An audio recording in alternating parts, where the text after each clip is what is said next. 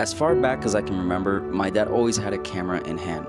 Whether we were rolling around on the ground, eating dinner, or just living life, he was there, capturing every smile, every argument, every special moment. I didn't realize it back then, but he wasn't just filming, he was freezing time, creating memories that would outlive the moment itself. If you're anything like me, childhood feels like a blur. Not because it wasn't great, honestly, those were some of my happiest years, but we moved a lot. From Colombia to Miami, Miami to Pompano Beach to Margate, and then at 16, Canada.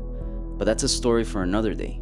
And maybe that's why I document everything now, because no matter how fast life moves, hitting record lets me hold on to the moments that matter. These days, it's easier than ever. You don't need a camcorder that weighs 10 pounds, just your phone, a simple tap, and suddenly you're preserving a memory, a laugh, a conversation, even a feeling.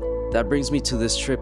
Last year, I made a decision to start documenting my life, just like my dad did, because one day the people I love won't be around anymore. And I want to remember their voices, their laughter, the way they were in the in-between moments. For the first time in 35 years, my parents and I spent the holidays in Colombia.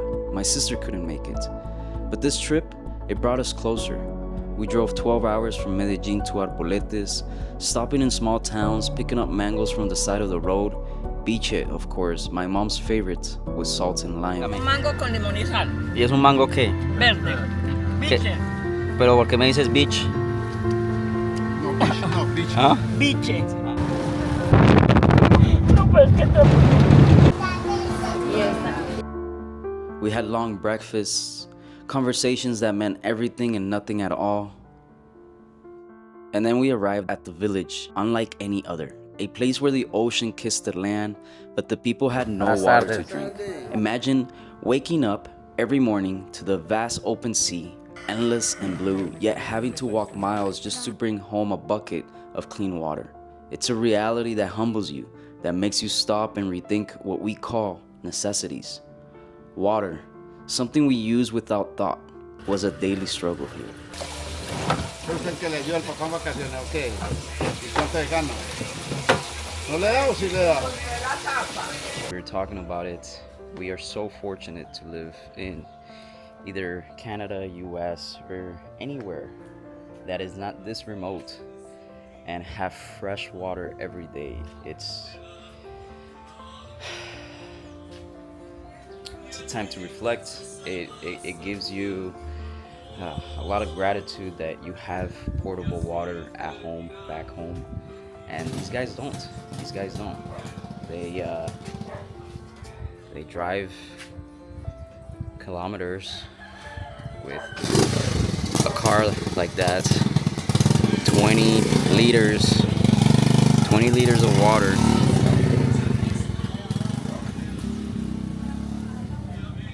And they do that all day, every day. Water from the firefighters in Arboletes, so thank you guys for providing fresh water to everybody over here. It does come with a cost. Again, it's 35,000 pesos, which is for us is not much, but for these people it's a lot of money.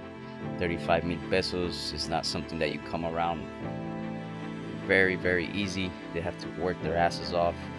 For us, we're very fortunate. It's about $8 Canadian, $6 USD. So we're very fortunate. This makes me reflect even more. Have a lot of gratitude. Honestly, there's a lot of people in this world that aren't living like us, and I'm very thankful. See you guys very, very soon. Peace. But despite that, the people, they smiled. They welcomed us. Guys, it is currently, I'll tell you what time it is. I'll show you guys. It is, you see that? 6:38. It's fucking pitch black out here. There's not one light outside. Not one light. There's kids playing. ¿Cómo estás? Hey, amigo, ¿cómo vas? Oh my God! ¡Hola, muñeco! This moment stuck with me. The way they laughed, the way they carried on despite their struggles. It reminded me that joy isn't about what we have, but who we have around us as well. From there, we continued our journey and found ourselves at a beautiful resort, surrounded by nature. I remember standing there, just taking it all in.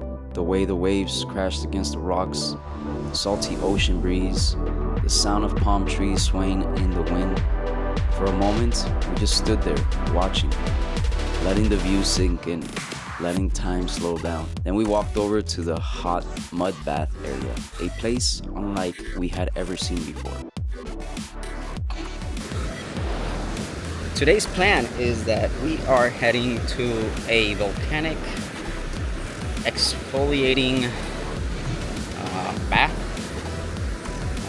here in the coast of Colombia, close to Arboletes.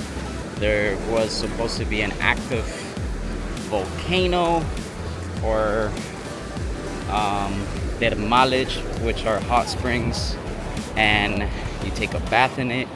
It exfoliates the fuck out of you, and then you get into the fucking water, and you will see there will be alien-like individuals that are filled with mud, and that's our experience today. The ground beneath our feet felt warm, the air thick with heat.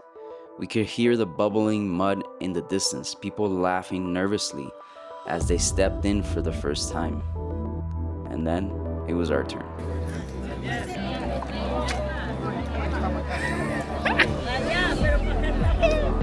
Va, tírate pues adentro.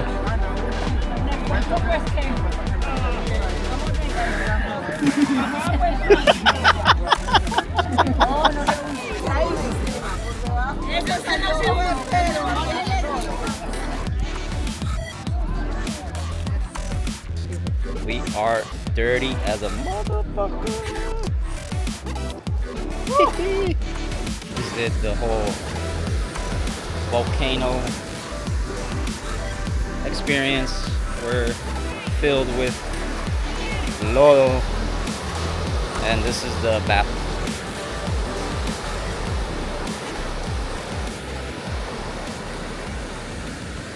Guys, we're washing my suitcase or my camera bag because it got dirty as fuck with the camera.